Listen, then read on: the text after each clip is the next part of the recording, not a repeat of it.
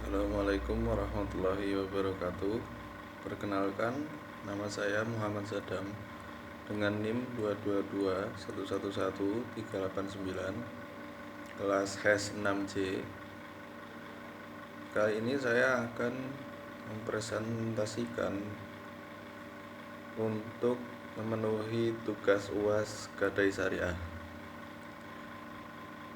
Pertama, rukun dan syarat sah akad rahan serta implementasinya. Rukun akad rahan. Pertama ada rahin. Itu pemberi gadai, orang yang menggadaikan barang. Selanjutnya ada murtahin, penerima gadai, yaitu pihak yang menerima barang gadai dan memberikan dana pinjaman. Selanjutnya marhun, barang jaminan, yaitu barang yang dijadikan jaminan. Selanjutnya ada marhun bih atau utang atau pinjaman, yaitu nilai pinjaman atau utang yang dijamin dengan barang gadai. Selanjutnya ada sigot atau ijab dan qabul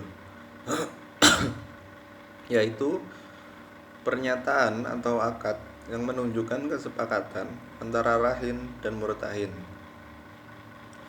Selanjutnya syarat sah akad rahan.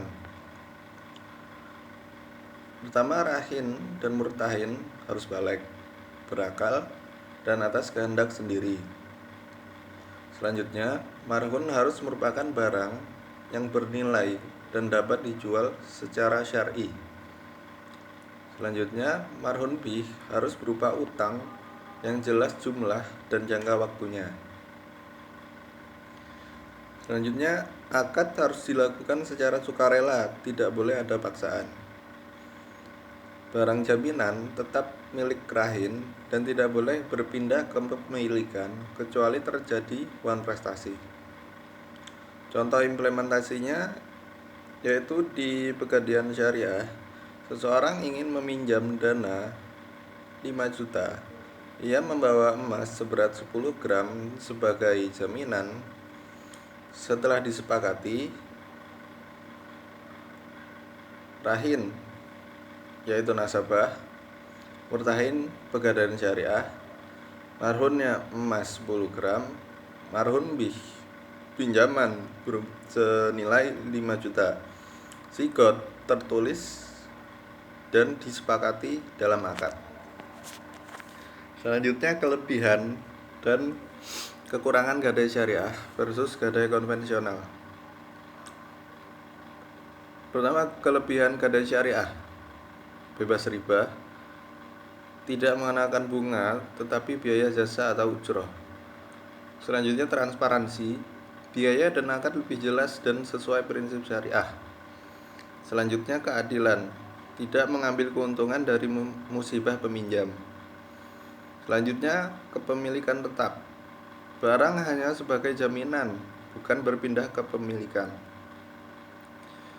Kekurangan gadai syariah: pertama, ada produk terbatas, belum seluas gadai konvensional dari segi jenis jaminan. Selanjutnya kurang dikenal, edukasi masyarakat tentang gadai syariah masih kurang. Selanjutnya prosedur lebih ketat, harus sesuai dengan prinsip syariah, termasuk akad dan biaya. Nah, gadai konvensional kelebihannya jangkauannya luas, proses cepat, jenis jaminan lebih bervariasi. Kekurangannya mengenakan bunga, riba, potensi eksploitasi terhadap nasabah dalam kondisi mendesak lebih tinggi. Selanjutnya soal nomor 3, mekanisme operasional gadai syariah.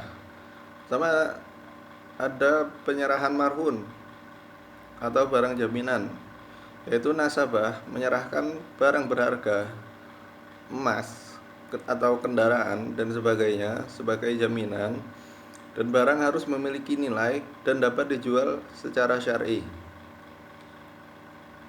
Ketentuan yang kedua, penentuan mablagh rahan atau nilai pinjaman. Pegadaian menilai barang jaminan. Selanjutnya pinjaman diberikan maksimal sekitar 85 sampai 90% dari nilai barang.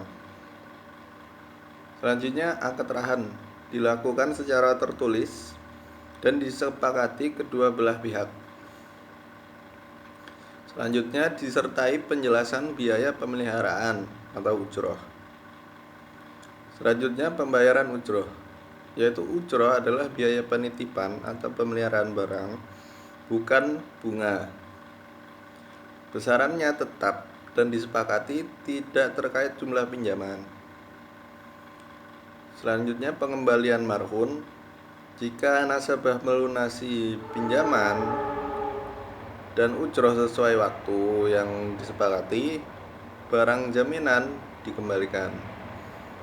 Selanjutnya pelelangan marhun jika wan prestasi, yaitu jika nasabah gagal membayar, Pegadaian Syariah dapat melelang barang tersebut.